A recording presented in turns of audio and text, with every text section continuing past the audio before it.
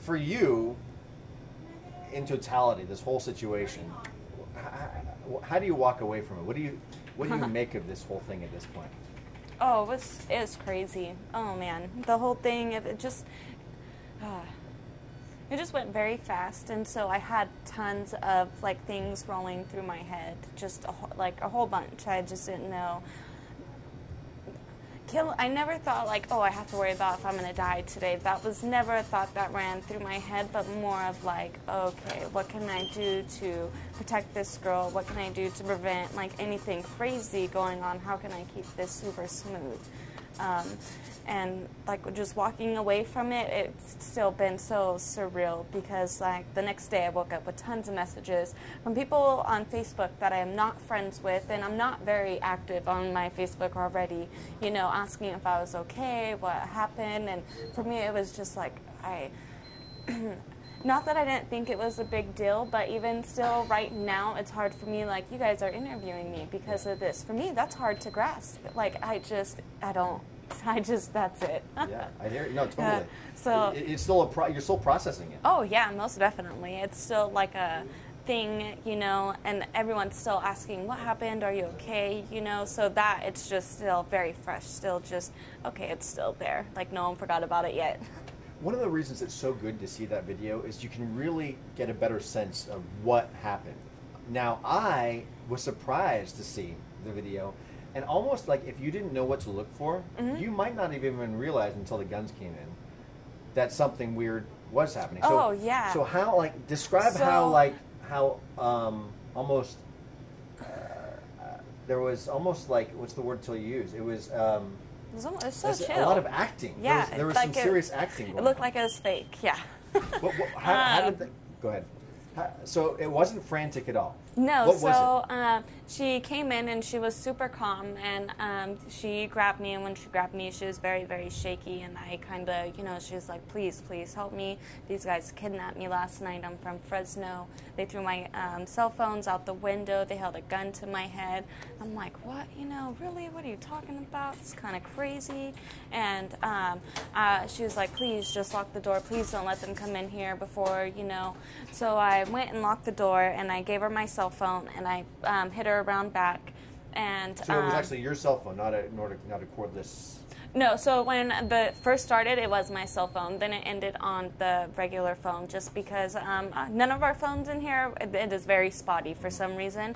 Even with our work phones, sometimes it cuts out. So maybe like 5 minutes into it, the sheriff on the lady on the phone, she was like, I'm going to call the work phone now, okay? And so I was like, okay, give me like 35 seconds to take it to her so, you know, it's not ringing and it doesn't seem weird.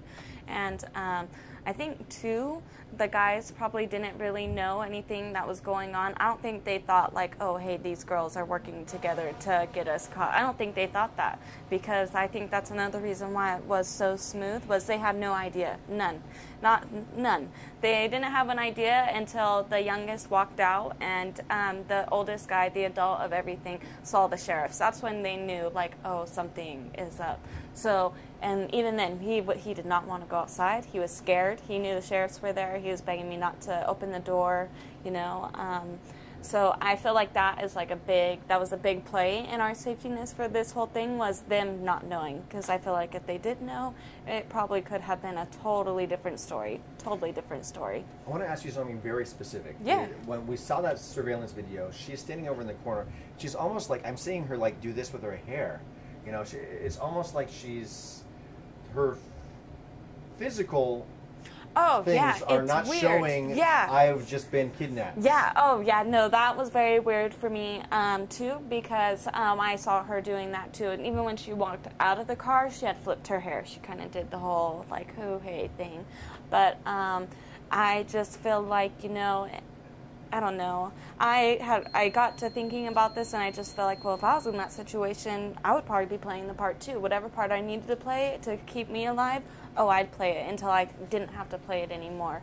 Because I feel like once the officers came, not that like she broke down in tears or anything, but like, you know, it started really showing, okay, this isn't just an act. She isn't just trying to get attention, you know, because this is a big thing if you're just trying to get attention. This is a big deal. So then, how was she able to convey to you with her physical looks being so different than what you would expect. What words did she use to make you realize in a very short period of time this was serious? I don't want to say words, more of, when someone gets super scared and they're so shaky, that is exactly her. And tetrified in her eyes. I don't know. I'm not a crier, so you don't need to, for me, if you're sad, I don't need to see you cry to believe you that you're sad, I saw in her eyes and how bad she was shaking that, oh no, she was scared. That poor girl, she was scared for sure. So, all she had to tell me was she got kidnapped and they had 2 guns in the car with them. So that was enough for me to be like, okay, I'll lock it then. They got guns. And so in that small period of time, her words to you were very powerful, and just where I've been kidnapped, they have 2 guns, please help me. And it's like, okay, she said, please help me? Yes. Oh, yeah. She probably said, please help me 4 times. Oh, yeah. And every time she would hear, so when this front door opens, there's like a thing on it, and it'll say front door. And every time she heard that opened, she just got more scared. She thought it was the guys. Then finally, I was able to actually get her fully in the bathroom, and I, told her, don't open the door. I said, I'm the only one who can open this door. If you hear any pounding or anyone asking, anything that is not my voice, don't do it, because it's going to be them. I told her, these are regular customers. They know where our bathroom is at. They've gone in there before. They know, so, but. So let me ask you this also. Yeah. There's video of you in the corner there. Before you guys go back down the hallway, you guys are there for maybe 30 seconds. Yeah. And you have something in your hand, Yep. your cell phone? Yep. What is happening in that 30 seconds? Oh, I'm getting the sheriff's number, because really in this whole thing, I did not know, does she call 911 or do I give her sheriff's number exactly? And then, so I just was like, you know what? No, I'm going to give her the sheriff's number, because they'll transfer her to 911. And so that is what that was. I was just trying to get the number, because I didn't know, okay, if I call 911, who are they going to dispatch? At least if I know I call the sheriff's and she says, hey, I'm in a town that is operated by sheriffs, I think I could have a better chance. So that was kind of my whole thinking behind that, was this isn't city cops, these are sheriffs. So you needed to get the sheriffs. The sheriff's, yeah. 209 area code number. Yes, yeah, not 911. And then you gave her the phone and had her call them. Yeah. Because I didn't know, I don't know what I even told her, what am I supposed to tell him? This is you. I'm just trying to keep you safe and protect you. You tell him. I'm like, I'm going to stay in the front, and I'll come check on you every few seconds, every few minutes. And that's pretty much what I did. Now, let me ask you this then. Yeah. They come in, and you have to come up with a story. Yeah. Yeah. So pretty much, because she did tell me that she was sexually assaulted from the guys, so I kind of thought, well, hey, I can put sexually assaulted and bleeding together, and I bet they probably wouldn't get that, so that would just fly over their head, and they'd continue to wait for her. So I told them, I'm like, hey, I locked the door, because they had asked, why'd you lock the door? And I was like, because that girl, she was bleeding, she started her period, and we keep all of our tampons and stuff in the back, so I let her go through the back, so she didn't have to walk back out front. And that was the story, was she was on her period. So, yeah. And then the fact that you knew these guys, they've been in here 2 times a day. You think maybe kind of contributed to them trusting you a little bit? Oh, probably, most definitely. I don't think I have any customer out here who does not trust me. I just don't think. I've been out here for so long, and all of my customers, we're more now, all of us are more of a family than just it being, hey, we're your gas station. We've been having the same customers here for 4.5, 5 years, just about. So for me, it's not, I don't think they didn't, and I think that's another reason why this stayed so calm and collective and cool the whole time, just because they had no idea. He had no idea. Not until he saw the sheriffs was he starting to get scared, and then, don't open the door, don't go outside, don't open that door, please, ma'am, please. And then he, just trying to, let me out through the back, where's the girl at, put me with the girl type stuff, and it was just like, no. And finally I told him, you're getting too close to me, I'm walking out, I'm walking out. And I looked at him dead in his eyes, and I told him, if you didn't have anything to do with this, I said, a free man wouldn't be scared to walk out. I said, but you're scared, so obviously that tells me something. And he was like, I didn't do it, da-da-da-da, don't walk out that door. And I was like, no, I gotta go. So I walked out, because at that point, I just thought, I've been in here way too long with you, I don't know what you're gonna do, I know that you have a gun. At the time, I didn't know if they had already set the gun down. I had no idea about that. There was a gun in the store with you and them, and you didn't know that? Yeah. Yep. Thinking back now, what does that do to the whole? It's like, it's crazy, but I just, like, like I told officers, kill was never something I was scared of. Just because when the guy did see the sheriff's how scared he got, I knew he wouldn't, he couldn't pull the trigger. Maybe hit me, okay, that's cool. Hit me, all right, I can recover from that. But pulling the trigger, I don't think he was mad enough to do that.